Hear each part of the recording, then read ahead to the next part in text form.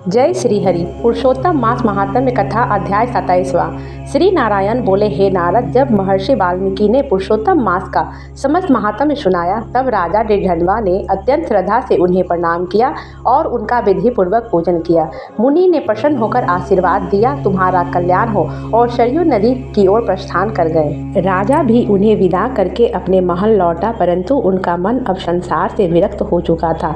उसने अपनी पत्नी गुण सुंदरी से कहा, हे प्रिय, यह संसार राग, द्वेष, लोभ और मोह से भरा हुआ है। यह शरीर भी नश्वर और अशुद्ध है। इससे क्या लाभ है? मैं अब इस संसार को त्याग कर भगवान पुरुषोत्तम का स्मरण करते हुए वन को जाना चाहता हूँ।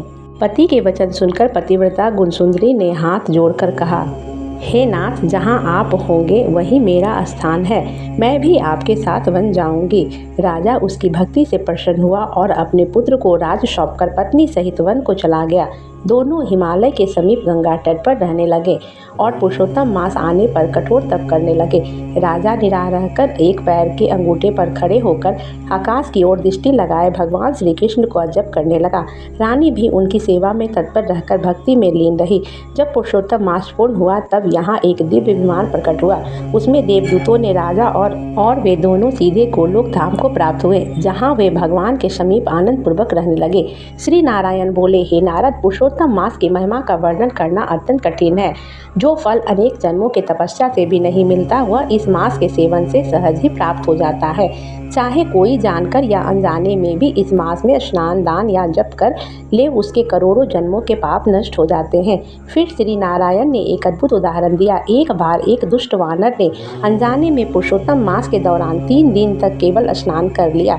उसी के प्रभाव से उसके समस्त पाप नष्ट हो गए और वह दिव्य रूप धारण कर गोलोक को चला गया। यह सुनकर नारद मुनि अत्यंत आश्चर्यचकित हुए और बोले, हे प्रभु, यह वानर कौन था? उसमें ऐसा कौन सा पुण्य किया था? कृपा करके विस्तार से बताइए। तब श्री नारायण बोले, हे नारद, पूर्व काल में केरल देश में कंदर्य नाम का एक अत्यंत लोभी ब्राह्मण रहता था। वह केवल धन संग्रह में लगा रहता था, कभी दान पुण्य नहीं करता था। उसने न तो यज्ञ किया, न तीर्थ किया, न ही किसी की सहायता की।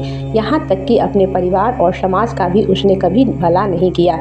वह अत्यंत कृपण और छल कपट से भरा हुआ था। एक बगीचे में रहकर वह वहाँ के फलों को चुराकर खाता और बेचता था तथा झूठ बोलकर अपने स्वामी को धोखा देता था। इस प्रकार उसने जीवन भर केवल पाप ही किए। जब उसकी मृत्यु हुई, तब यमदूत उसे पकड़कर यमलोक ले गए। वहाँ चित्रगुप्त ने उसके पापों का लेखा जोखा सुनाया। उसके जीवन में कोई भी पुण्य नहीं था, केवल चोरी और विश्वासघात के पाप थे। यह सुनकर धर्मराज क्रोधित होकर बोले, यह दुष्ट कंदर्य अपने पापों के कारण हजारों बार वानर योनि में जन्म लेगा। इस प्रकार वे नारद, उस ब्राह्मण ने अपने पापों के कारण वानर योनि में प्राप्त किया। आगे की कथा में तुम सुनोगे कि कैसे उसी वानर को पुरुषोत्तम मास के प्रभाव से मुक्ति प्राप्त हुई। प्रेम से बोलिए जय श्री हरि।